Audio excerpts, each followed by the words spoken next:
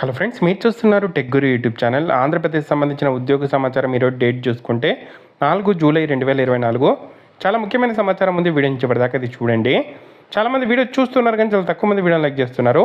కొంచెం video like చేసి support చేయండి. ఇంకా ఎవరైనా మన ఛానల్ని సబ్స్క్రైబ్ చేసుకోకపోతే వెంటనే సబ్స్క్రైబ్ చేసుకోండి. సో ఫస్ట్ న్యూస్ చూసుకుంటే ఏపీపీఎస్సీ చైర్మన్ గౌతమ్ సవాంగ్ గారు రాజీనామా అయితే చేయడం జరిగింది.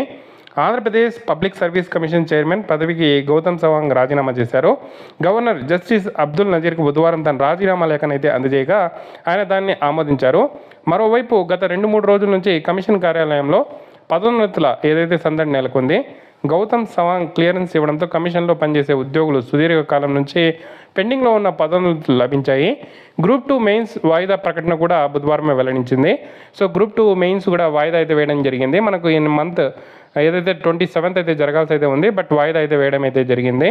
సో ఏపీపీఎస్సీ చైర్మన్ అయితే ఇక్కడ రాజీనామా చేయడం జరిగింది.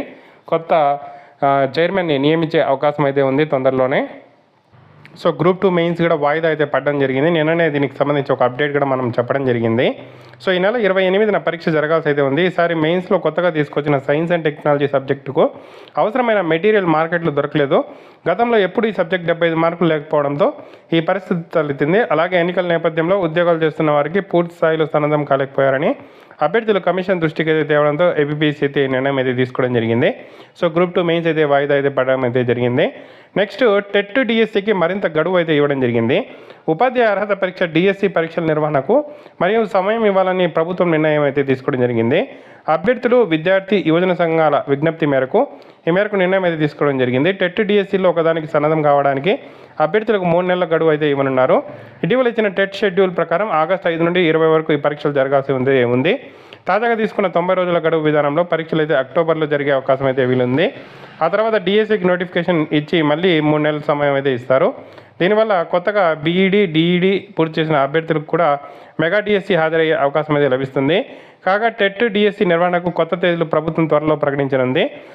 గత ప్రభుత్వం అమల్లోకి తీసుకొచ్చిన ఏదైతే యత్నించిన అప్రెంటిస్ విధానాన్ని రద్దు చేయాలని కూటమి సర్కారు మరో కీలక నిర్ణయం కూడా తీసుకోవడం జరిగింది.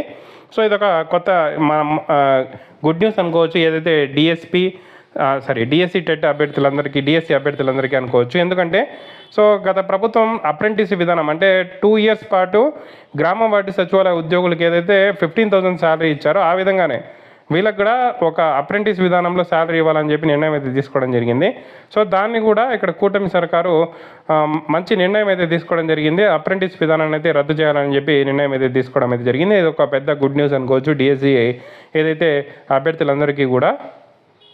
నెక్స్ట్ చూసుకుంటే గ్రామ వార్డు సచివాలయ ఉద్యోగులకు సంబంధించి 100 రోజుల్లో 1.28 లక్షల ఇల్లు పూర్తి చేయాలని గృహ నిర్మాణ శాఖ మంత్రి కొలుసు పార్థసారథి గారు నిర్ణయం అయితే తీసుకోవడం జరిగింది.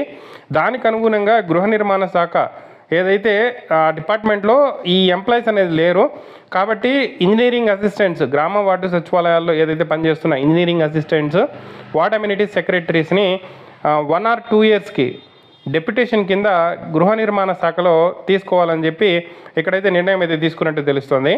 గృహ నిర్మాణ శాఖాధికారులు లేని ప్రాంతాల్లో సచివాలయ ఉద్యోగులను వినియోగిస్తాం. దీనిపై పంచాయతీరాజ్ శాఖ మంత్రి పవన్ కళ్యాణ్ కూడా అడిగి ఇక్కడ నిర్ణయం అయితే తీసుకుంటామని చెప్పి ఇక్కడ మంత్రి గారు ఈ యొక్క ప్రకటన అయితే చేయడం అయితే జరిగింది నిన్న.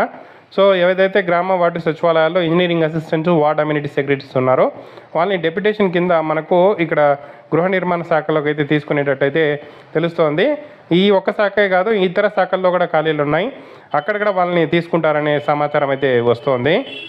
తెలంగాణలో 3035 ఏదైతే ఆర్టీసీలో ఉద్యోగాలను అయితే భర్తీ చేస్తున్నారో సో ఇందులో డ్రైవరు, సామిక్, డిప్యూటీ సూపరింటెండెంట్, ట్రాఫిక్, మెకానిక్ పోస్టులు, అలాగే మేనేజర్ పోస్టులు, డిఎం పోస్టులు, సెక్షన్ ఆఫీసర్ పోస్టులు ఇవన్నీ కూడా భర్తీ చేస్తున్నారు. సో ఇవన్నీ కూడా 3 శాఖల్లో భర్తీ చేయాలని చెప్పి నిర్ణయం అయితే తీసుకోవడం జరిగింది.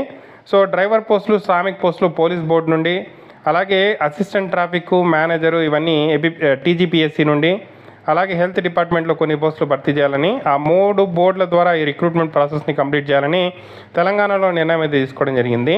ఆంధ్రప్రదేశ్లో కూడా ఆర్టీసీలో చాలా వ్యాకన్సీస్ అయితే ఉండడం జరిగింది. ఆర్టీసీని ప్రభుత్వంలో విలీనం కూడా చేయడం జరిగింది. సో ఆ వ్యాకన్సీస్ కూడా ఫిల్ చేస్తే ఆంధ్రప్రదేశ్లో కూడా భారీగా నిరుద్యోగులకు అయితే ఉద్యోగాలు వచ్చే అవకాశం అయితే ఉంది. సో ఆంధ్రప్రదేశ్లో కూడా ఒక మంచి నిర్ణయం తీసుకుంటారని ఆశిద్దాం. ఇది update. Thank you for watching. తప్పకుండా వీడియోని అయితే లైక్ చేసి షేర్ చేయండి.